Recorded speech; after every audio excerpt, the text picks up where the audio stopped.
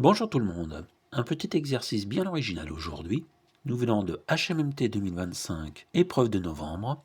Un entier positif n est dit déséquilibré si plus de 99% de ses diviseurs positifs sont strictement inférieurs à 1% de n. Sachant que m est un multiple déséquilibré de 2000, calculez le plus petit nombre possible de diviseurs positifs de m. Déjà, on peut remarquer que 2000, c'est 2 puissance 4 fois 5 puissance 3. Et on va commencer à travailler sur les diviseurs de 2000.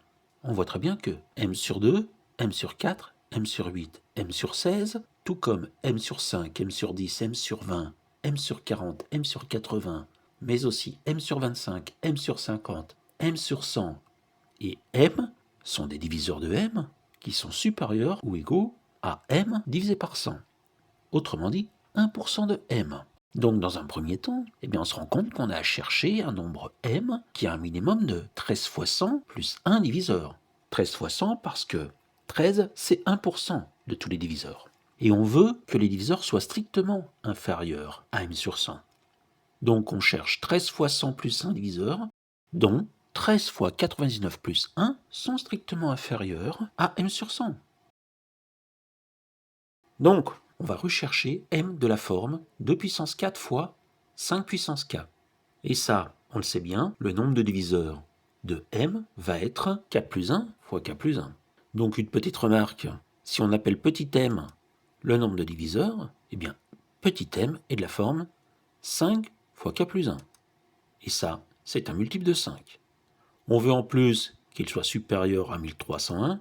On va prendre pour l'instant petit m est égal à 1305. Ça va impliquer que k plus 1 est égal à 261, 1305 divisé par 5, ce qui implique que k est égal à 260. M est égal à 2 puissance 4 fois 5 puissance 260 convient, et le nombre de diviseurs de grand M est le minimum qu'on puisse trouver. En effet, si je cherche un m de la forme 2 puissance 5 fois 5 puissance k, ça signifie que m sur 32, qui est un diviseur de m, est strictement plus grand que m sur 100. Donc ça signifie que m devrait posséder au moins 14 fois 100 plus 1 diviseur. Parce que les diviseurs qu'on a comptés tout à l'heure, de toute manière, vont devoir être dans la liste. Ça signifie qu'on n'aurait pas atteint le plus petit nombre possible de diviseurs positifs de m. Mais de la même manière, si p premier inférieur à 100 est différent de 5,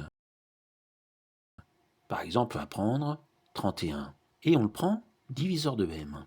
Alors, m sur 31, mais aussi m sur 62, sont des diviseurs de m, et sont tous les deux supérieurs à m sur 100. On obtiendrait que, dans ce cas-là, m devrait posséder au moins 15 fois 100 plus 1 diviseur. Les 13 diviseurs qu'on avait avant, mais aussi m sur 31 et m sur 62, font partie des 1%. Conclusion, si m est un multiple de 2000 déséquilibré, alors il possède au moins 1305 diviseurs.